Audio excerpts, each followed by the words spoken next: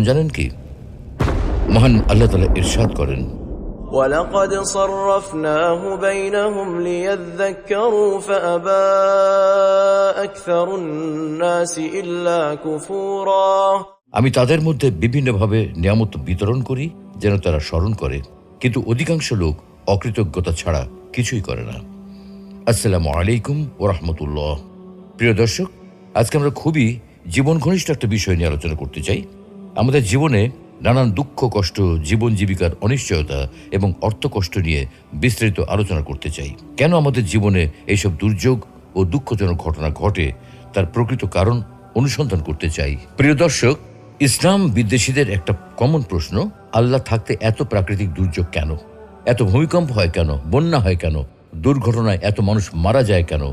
স্রষ্টা যদি থেকেই থাকেন, তবে তিনি কেন মানুষকে এত দুঃখ, কষ্ট ও বিপদ দেন? স্রষ্টা যদি